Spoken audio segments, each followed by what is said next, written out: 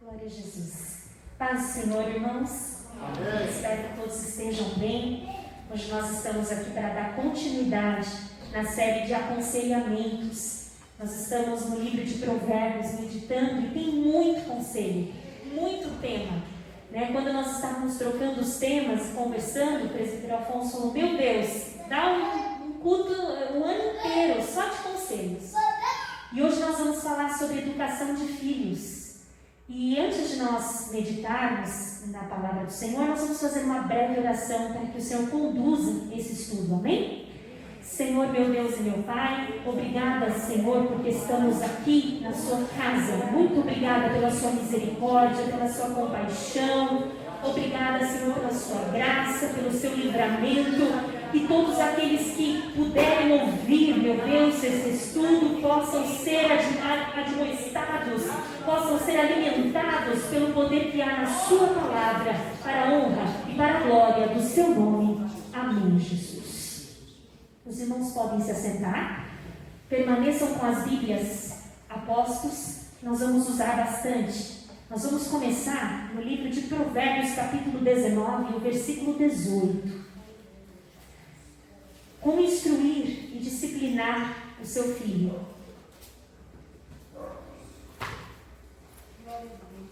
A Bíblia ela nos dá tantos ensinamentos que não é preciso muitas vezes nós termos um filho para nós sabermos como isso funciona, né, Elisa?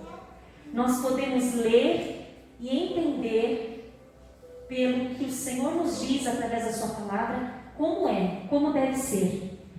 No capítulo 19, versículo 18, diz assim, vamos ler juntos.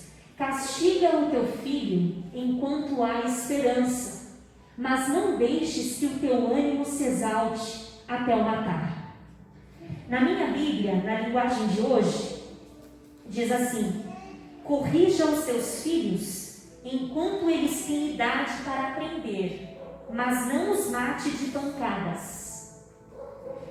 A nossa geração atual, nós vemos aqui vários manifestos a favor da disciplina e vários manifestos contra a disciplina. Existem leis, existem pessoas que vão às ruas, fazem programas e tudo mais, mas se esquecem do verdadeiro ensinamento que o Senhor nos deixou na palavra, que não erra. E o Senhor nos deixou o livro de Provérbios como conselhos mesmo. Não são promessas, são conselhos que nós devemos ler com calma, meditar e aplicar na nossa vida. Hoje, nós vemos que muitas famílias têm deixado a educação aos cuidados da escola. Elas têm deixado a educação aos cuidados, muitas vezes, terceirizada, Muitas vezes ela não consegue administrar aquela educação para o filho, mas ela deixa, muitas vezes, a mídia cuidar, a TV cuidar, O mundo entra com as informações através dos ouvidos, dos sentidos, e a criança está ali à mercê daquelas informações. Então é dever da igreja, e aqui eu não falo só da igreja Caminho a Cristo, mas eu falo a igreja como igreja. É dever da igreja ensinar os pais como eles devem lidar, disciplinar, educar os filhos. Porque se a igreja não ensinar, se a igreja não dizer como fazer, o mundo tem uma cartilha pronta de como fazer.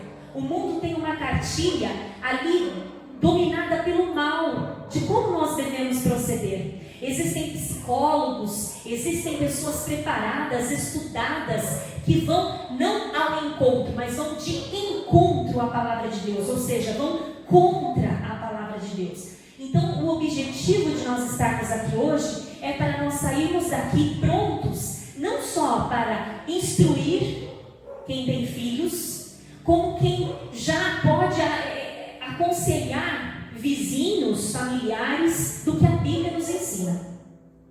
Quando a Bíblia nos fala aqui sobre vara, a Bíblia não está falando de algo que seja que não seja a vara. Não é uma coisa metafórica, algo que a Bíblia está dizendo vara para dizer outra coisa, não é uma analogia. Vara na Bíblia é vara. Quem conhece o que é vara? Vara não é chinelo, vara não é cinta, vara não é tênis, vara não é palmada. Não, vara é vara. Então a Bíblia não está falando aqui, corrija o seu filho com a cinta. Você não vai encontrar. Corrija o seu filho com o chinelo, mira nele e taca. Também não vai encontrar aqui. Corrija o seu filho com vários puxões de orelha. Você não vai encontrar aqui. O Senhor está sendo explícito. Corrija o seu filho com a vara. Abre lá em Provérbios, por favor, capítulo 22 e o versículo 6. Capítulo 22 e o versículo 6.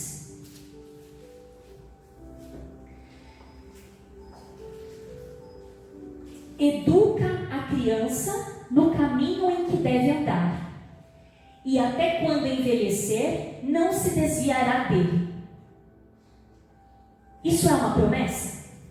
Muitos pais hoje, eles vão olhar e vão falar assim, mas eu eduquei, eu instruí, eu preguei, eu evangelizei essa criança e hoje ele é um adulto que não condiz com o que eu um dia ensinei. Só que isso aqui não é uma promessa, isso é um conselho. Educa, mostra o caminho, instrui. Instruir aqui está no sentido de sentar e conversar, sentar e explicar. Tudo o que ocorre, pegar a Bíblia e aplicar na vida. Por quê? Hoje nós podemos dizer assim, não, menino, não faça isso. A Bíblia diz assim, assim, assim, assim. Para ele, dependendo da idade, ele não vai conseguir assimilar.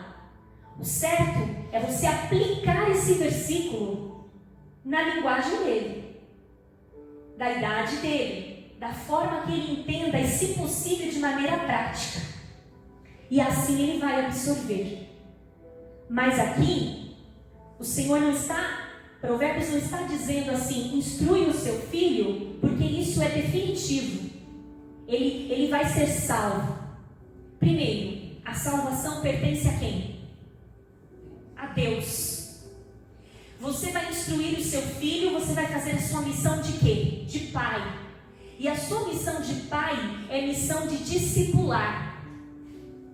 Então você começa discipulando dentro da sua casa. E o que é discipular? O Senhor disse, ide e fazei discípulos. Antes de nós pensarmos em fazer discípulos na igreja, antes de nós pensarmos em fazer discípulos lá fora, fazer a diferença lá fora, nós precisamos primeiro olhar para nós, ver se o nosso testemunho está bom, ver se a nossa vida com Deus está bem e começar a discipular dentro de casa. Começar a discipular as crianças, os filhos dentro de casa. Porque nós, ou os pais, na verdade, eles ensinam mais pelo exemplo do que pelas palavras. A criança ela vai entender mais quando ver você fazendo do que quando ouvir você falando. Isso é fato. Isso é fato. Então, não queira muitas vezes forçar ou dizer que a sua criança é rebelde quando você mesmo é um pai rebelde. Quando você mesmo é uma mãe rebelde. Porque se ele te ouve falar coisas que não convém, ele vai ser um imitador. É um discípulo. Olha hoje para os seus filhos, mentaliza os seus filhos hoje e veja-os como discípulos. Você está formando os discípulos na sua casa. E você está conduzindo esses discípulos no caminho do Senhor. É só isso que o Senhor quer. A missão dos pais é essa. E quando o pai ou a mãe negligencia esse chamado, essa missão, eles não estão pecando contra os filhos, eles estão pecando contra Deus. Em Provérbios ainda, capítulo 22, versículo 15, está dizendo assim, 22, versículo 15. Vamos ler juntos? A estutícia está ligada ao coração da criança, mas a vara da correção a afugentará dela. Quem sabe o que é estutícia? A falta de juízo. O que mais? Em outras palavras, estutícia quer dizer tolice. Se você tirar um tempinho para ler o livro de Provérbios, você vai encontrar muito a palavra tolo. Muito.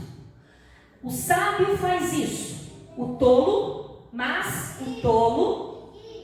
O sábio conduz assim, mas o tolo. Então, Salomão sempre se preocupa em mostrar para quem está lendo o que faz o sábio e o que faz o tolo. E aqui, a tolice, se a gente substituir, a tolice está ligada ao coração da criança. O que significa isso? Em iniquidade nós nascemos. Nós já nascemos com pecado. Então, a criança, ela já nasce pecadora.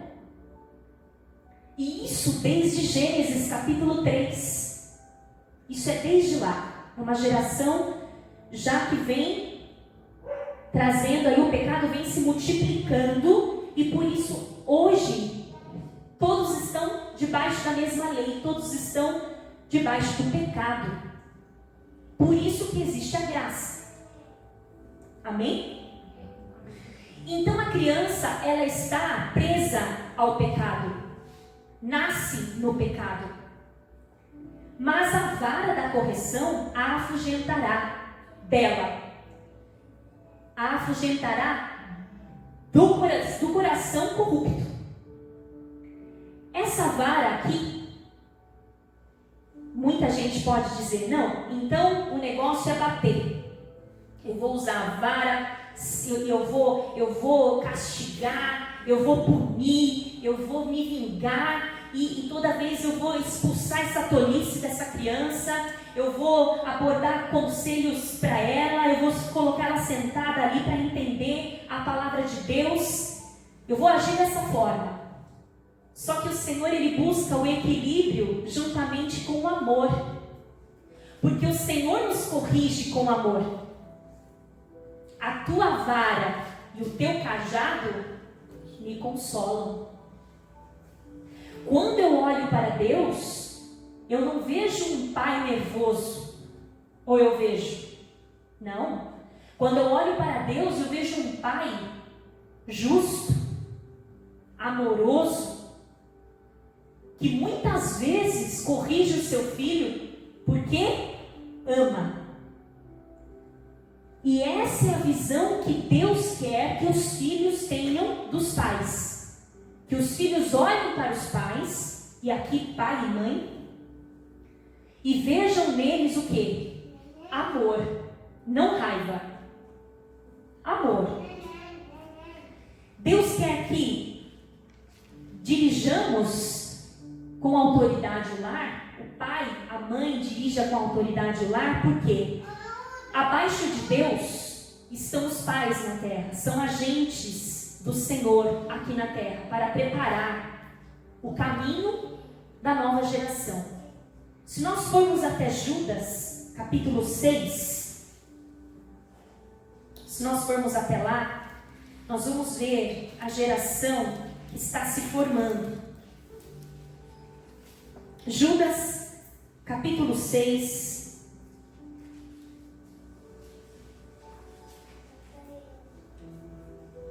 e o versículo 8. Judas 6, versículo 8.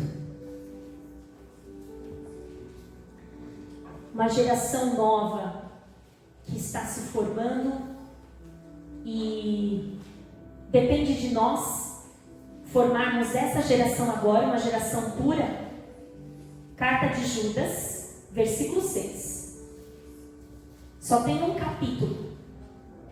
Por isso que eu falei Judas 6, que só tem um. Diz assim, falei 6, né, irmãos? É 8. E contudo, também estes, quem são estes? Os homens dessa geração, semelhantemente adormecidos, contaminam a sua carne e rejeitam a dominação e vituperam as dignidades. Mas o arcanjo Miguel, quando contendia com o diabo e disputava a respeito do corpo de Moisés, não ousou pronunciar juízo de maldição contra ele, mas disse: o Senhor te repreenda. Estes, porém, estes homens, dizem mal do que não sabem, e naquilo que naturalmente conhecem, como animais irracionais se corrompem. Versículo 11. Ai deles, porque entraram pelo caminho de Caim e foram levados pelo engano do prêmio de Balaão e pereceram na contradição de Coré. Versículo 12. Estes, essa geração, são manchas em vossas festas de amor, banqueteando-se convosco e apacentando-se a si mesmos sem temor. São nuvens sem água, levadas pelos ventos de uma para outra parte. São como árvores murchas, infrutíferas, 2 vezes mortas. Olha só, não basta uma, é duplamente morta. Desarraigadas, ondas impetuosas do mar. Tudo isso são pessoas, tá? São como ondas impetuosas do mar que escumam as mesmas abominações, estrelas errantes, para os quais está eternamente reservada a negrura das trevas. Por que então que é tão importante instruir o filho? Porque uma geração reflete na outra. Uma geração vai trazer o reflexo na outra, quer seja positivo, quer seja negativo. E quem é que prepara? Não vai ser o professor, não vai ser o pastor, não vai ser a professora da escola dominical, da escola infantil, não vai ser. Quem prepara será o pai, será a mãe. Quem vai dar as primeiras instruções pelo exemplo, sentando, conversando, vai ser o pai, vai ser a mãe. Muitos pais hoje, eles pegam o momento de ira e usam a palavra de Deus erroneamente. Senta aí, menino, agora você vai ler a Bíblia. A criança entende o quê? Que ler a Bíblia é ruim, que ler a Bíblia é punitivo, é chato. Senta aí, enquanto você não lê, você não levanta. Enquanto você não orar, você não sai daí. E a criança começa a entender que ir para a igreja é muito chato. Que ir para a igreja, que orar está relacionado com punição. Está errado. O Senhor quer sim que você abra a Bíblia com eles, mas o Senhor quer que você, como eu disse, traga a verdade na palavra que eles possam entender.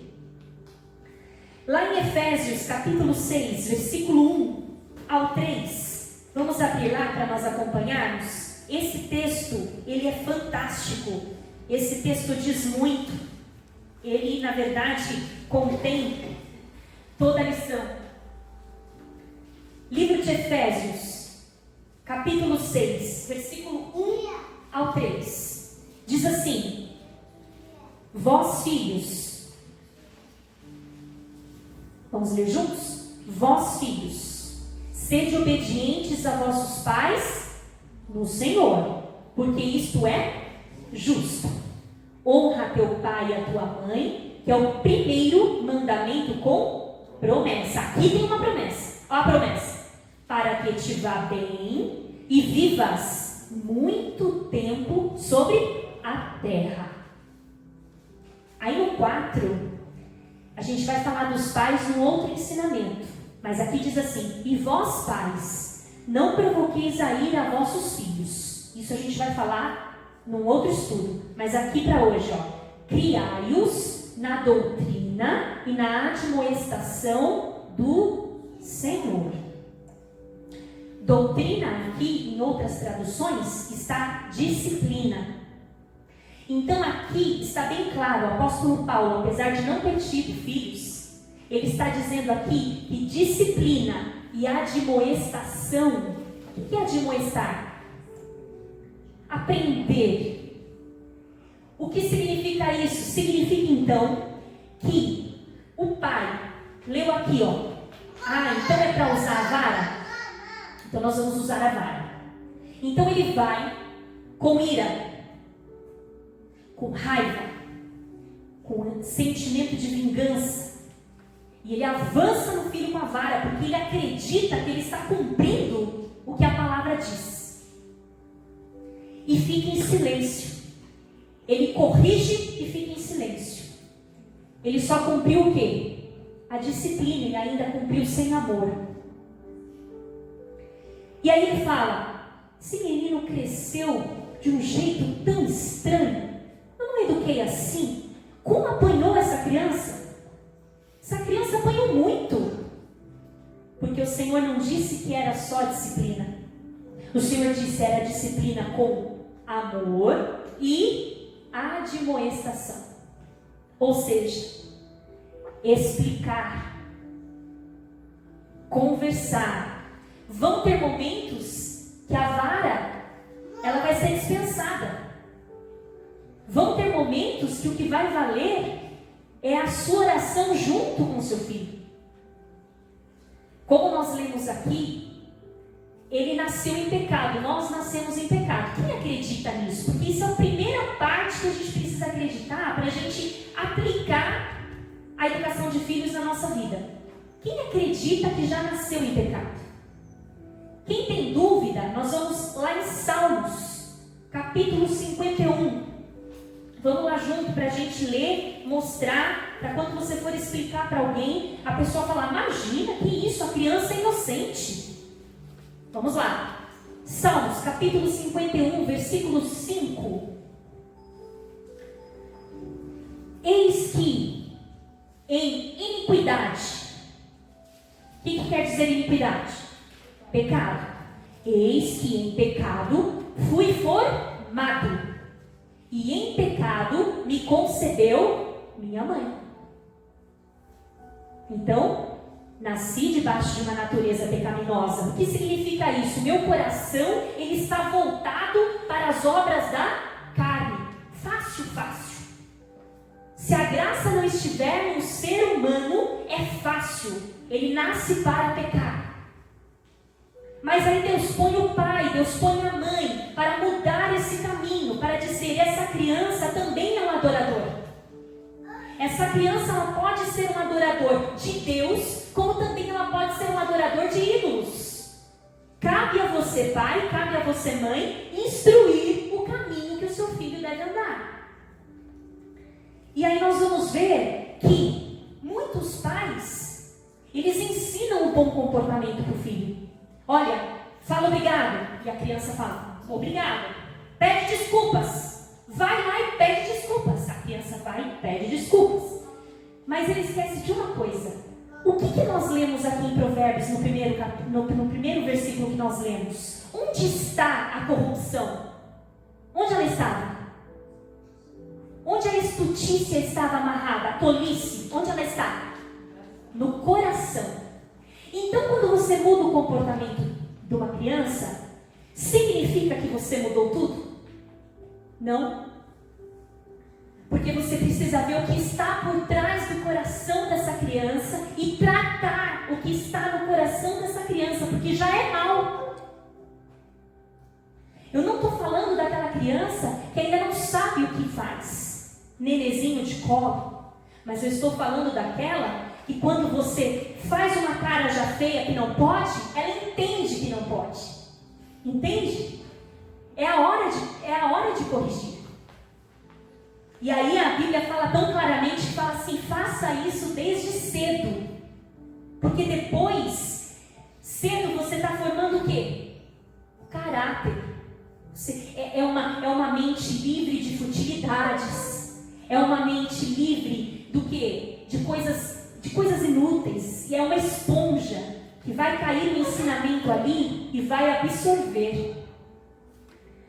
E aí quando muda o comportamento, muitos pais dizem assim, o meu filho é um filho obediente. Mas quando o pai vira as costas, quando essa criança está longe do pai, o que acontece com essa criança? Ela faz tudo ao contrário. Por quê? Porque onde está o mal? Está escondido lá. Não foi tratado. Não foi conversado sobre. E como eu sei? Como eu sei? Vamos lá. Lucas capítulo 6, versículo 45.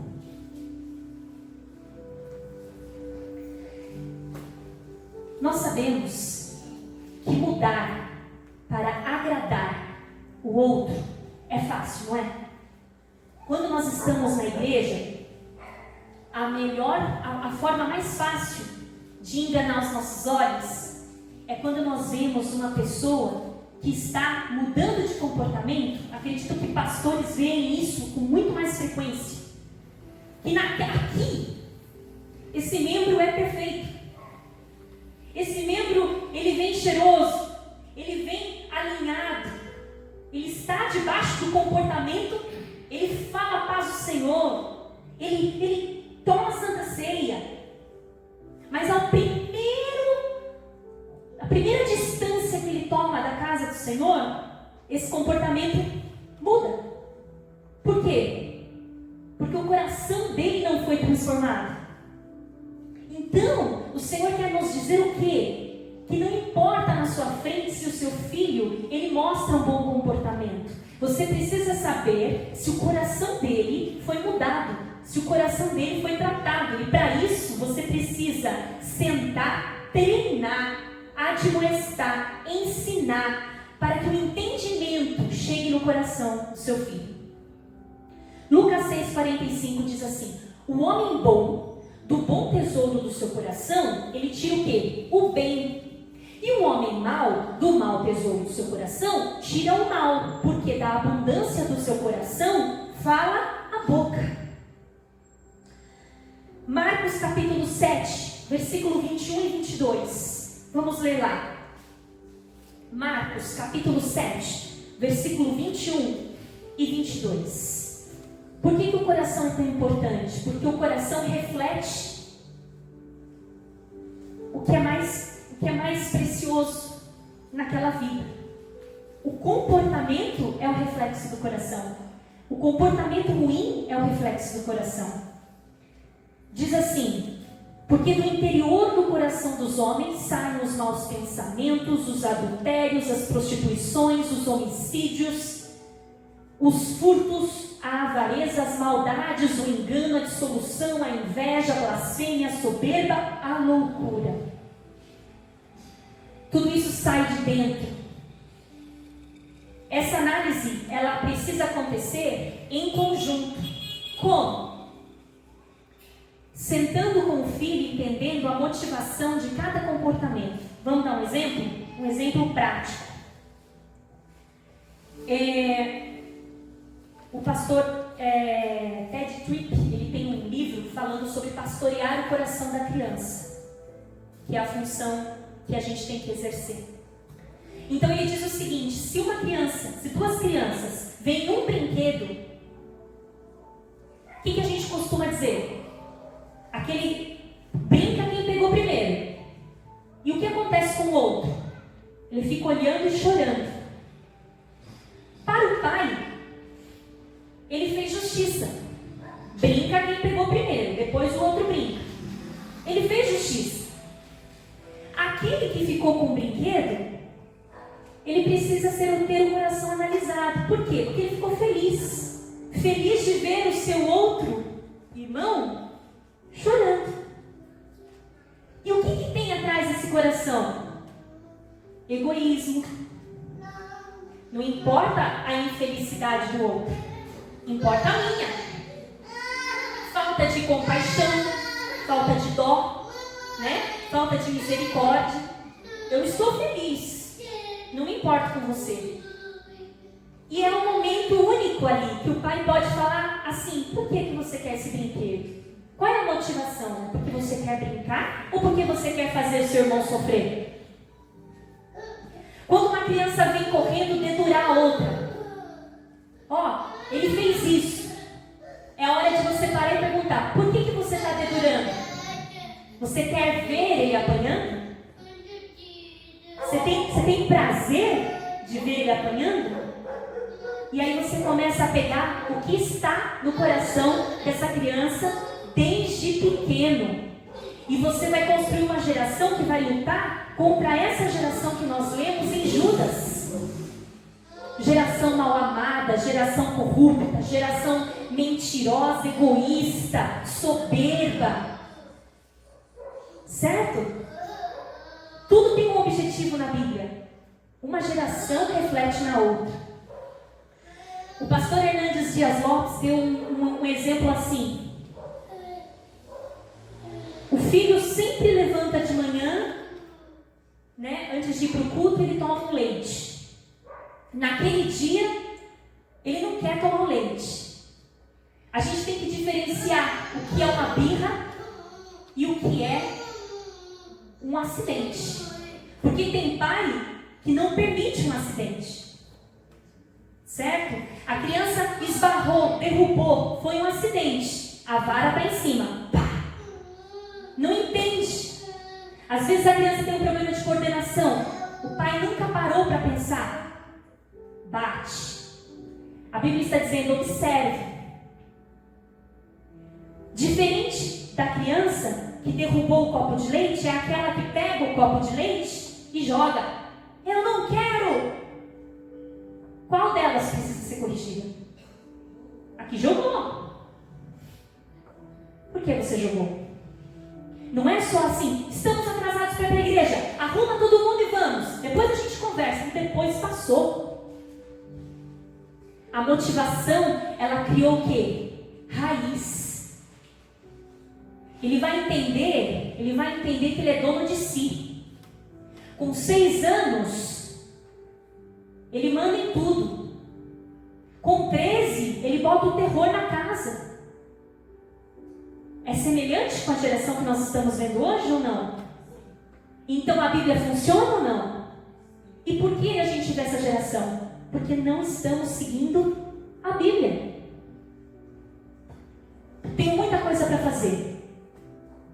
Vamos colocar aqui um programinha de TV e deixa a tarde rolar.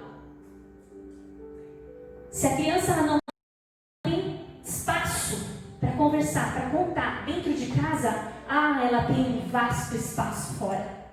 Não queira você saber. Ela tem espaço fora para trazer ensinamentos para ela mesma, um momento que ela está absorvendo, amigos, a Mestra TV. Tem muitas instruções. É importante também colocar os valores familiares dentro de casa.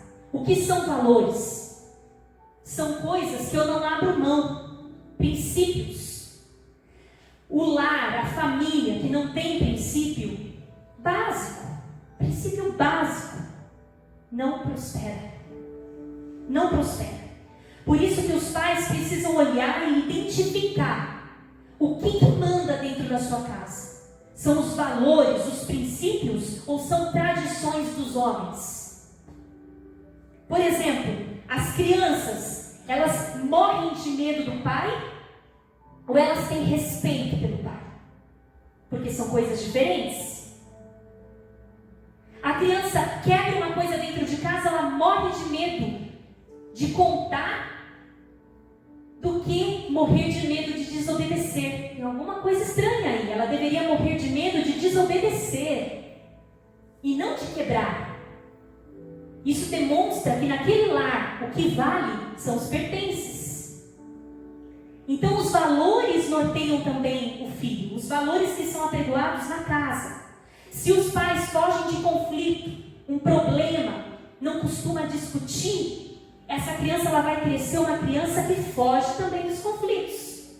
Ao primeiro sinal de uma discussão, um problema sério, quando ela tem que participar, quando ela tem que dar uma opinião na vida secular, na igreja, como homem, como mulher de Deus, ela foge. Porque ela teve essa criação. Chegou um momento que tudo pegou fogo, fuga. Porque ela lembra que era assim que seus pais faziam. Fracasso. É importante instruir o filho sobre o fracasso, porque a vida não é um mar de rosas. Na vida tem fracassos. Só que tem que saber instruir. Existem pais que zombam do fracasso do filho, ainda quando criança. Existem pais que infelizmente comparam os filhos. Olha, assim não dá. Você tirou 5. Seu irmão tirou 10. O que acontece com você? Não pode. Olha, seu irmão é tão bonzinho. Por que você não é igual? Você está estabelecendo comparações injustas. Porque cada filho é diferente. Cada filho tem um tempo de aprendizado. Cada filho tem uma limitação. E se você diz que o fracasso não dá para se lidar com o fracasso, esse adulto, você está formando um adulto que vai chegar na vida e o primeiro fracasso que ele tiver, ele vai se desesperar, porque ele não foi ensinado a fracassar. Ele só foi ensinado a vencer. Sempre, a vida sempre vai sorrir para você. A vida sempre vai ser maravilhosa para você. Exemplo disso, uma pessoa que aprendeu com fracasso, José do Egito. Quantos fracassos! Mas ele conseguia tirar de cada fracasso uma lição preciosa, que deu condições para ele ser um governador maravilhoso, sábio. Foi necessário. Ainda sobre o que há no coração dessa criança, nós podemos pensar também na menina escrava de Naamã, quando ela tinha tudo para não dizer para aquele homem o lugar da cura, porque ela foi levada como escrava. Mas o que ela fez? Dentro do coração dela havia Deus, dentro do coração dela havia um tratamento, e é isso que Deus quer que façamos, que a criança saiba perdoar, que a criança saiba lidar com toda aquela situação adversa. Existem pais que o filho chega e fala: pai, apanhei, vai lá e bate de novo. Bate, você é mole. Pai, fulano, vai lá e retruca. E essa criança ela vai crescendo com outros tipos de insights, de outros tipos de pensamentos. E ela vai fazer parte de Judas, capítulo 1, versículo 6. Aquela geração rebelde, aquela geração omissa. O Senhor quer que o pai, que a mãe tenha autoridade sobre os filhos. Para não perder tempo, Deuteronômio, capítulo 6, versículo 2, o Senhor diz assim: para que temas o Senhor teu Deus e guarde todos os teus estatutos e mandamentos que eu te ordeno, tu, teu filho e o filho de teu filho, todos os dias da tua vida, para que os seus dias se prolonguem. Isso é uma promessa. O pai e o filho, no momento da correção, ele está debaixo da autoridade de Deus. Portanto, se o pai avança no filho com ira, com vingança, ele não está pecando contra o filho, ele está pecando contra Deus. Esse versículo de Provérbios, esses estudos sobre a vara só tem efeito quando é feito com amor. Não é, a Bíblia até foi clara, não mate ele de pancadas. Já viu aquela correção cega? A mão desce sem a mãe ou o pai não escuta, não enxerga e vai. E aí você não entende. Eduquei, bati. E olha o que deu. Você seguiu o que a Bíblia está dizendo?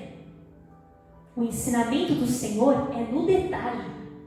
Fez um detalhe diferente, não espere o resultado que a Bíblia está dizendo.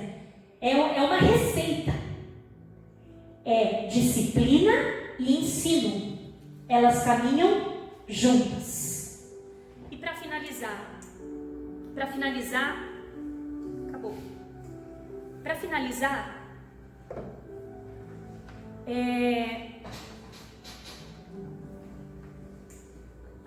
acabou. Não tem problema, está finalizando, Elisa, está finalizando. Para finalizar, nós vemos o seguinte. Obrigada. Se nós queremos agora, como eu não tenho filhos, mas eu vou falar assim porque fica mais fácil. Se nós queremos que os nossos filhos tenham um destino diferente, façam uma diferença na geração dos últimos tempos, porque nós temos aquele versículo: nos últimos tempos haverão homens amantes de si mesmos. Será que esses homens amantes de si mesmos serão os nossos filhos? O que nós podemos fazer para que eles sejam os homens que vão confrontar, que vão levantar a bandeira do Evangelho, que vão frear as mentiras? O que nós podemos fazer agora? Você consegue pensar agora em cada filho que você tem e distinguir a diferença deles? Os pontos fortes desse aqui é isso. Desse aqui, assim. Os pontos fracos desse meu filho aqui, o filho A, é assim. O filho B, os pontos fracos dele são esses. A personalidade do filho A é assim, um pouco parecida comigo. O filho B, a personalidade dele é um pouco parecida com o meu marido. Então temos que lidar assim, porque para cada filho você vai ter que exercer uma disciplina. Mas não afaste a vara. Amém? Essa é a palavra, esse é o ensinamento. E termino com o capítulo 15 de Provérbios, versículo 32.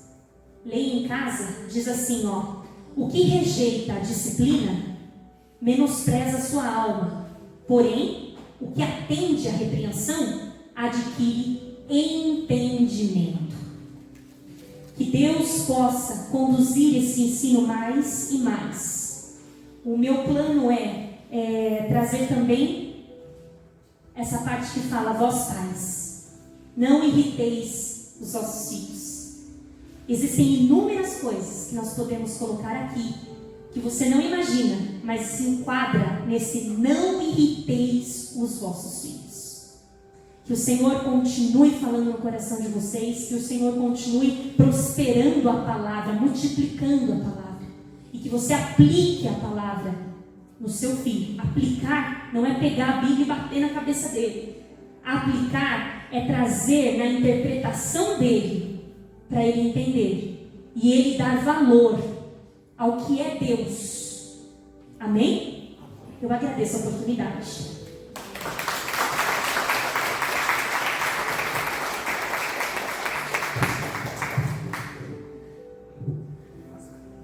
Amém? Vamos colocar de pé. Bom estudo, né? Filhos. Várias vezes. Eu sou uma pessoa que apanhei só 180 dias por ano, só. Não muito. Dia sim, dia não, Afonso levava uma surra. Graças a Deus por isso, estou por aqui. Valeu, né? Valeu. A vara corrige, viu? Até ali um dia desse no Facebook, alguém falou, né? Meu filho tem um gênio forte. Aí a pessoa falou: dá umas 4 chineladas no gênio que ele volta para a lâmpada, né? Mais ou menos por aí. Amém? Vamos orar? Senhor, em nome de Jesus, eu te agradeço de novo por esse dia. Obrigado pela tua presença, pela tua graça, pelo teu amor. E o teu nome, Pai, seja glorificado. Obrigado pelo estudo de hoje à noite. Que nós possamos aplicar essa palavra em nossos corações, em nossas casas, em nossas famílias, naqueles a quem amamos. Pai, se conosco, Pai. Nos dá sabedoria, um coração entendido e uma mente sábia, Senhor, para lidar com a família, lidar com filhos, ó Pai, com marido, Senhor. E em nome de Jesus, Pai, nessa noite, Senhor, abençoa o teu povo, dê um resto de semana abençoado, cheio da graça do Senhor. Que a tua unção seja derramada sobre as famílias, sobre os lares, ó Pai, aonde essa palavra chegar, e que o amor de Deus seja verdadeiro e vivo no meio dessas famílias, em nome de Jesus, em nome de Jesus. Amém, amém. Domingo, culto da família, estaremos todos aqui reunidos às 19 horas, em nome de Jesus. E o grande amor de Deus, a graça do nosso Senhor Jesus Cristo e as doces consolações do Espírito Santo de Deus esteja com essa igreja, não somente hoje, mas para todos sempre, todos que creem, digam amém. Amém. Deus abençoe a vida de todos.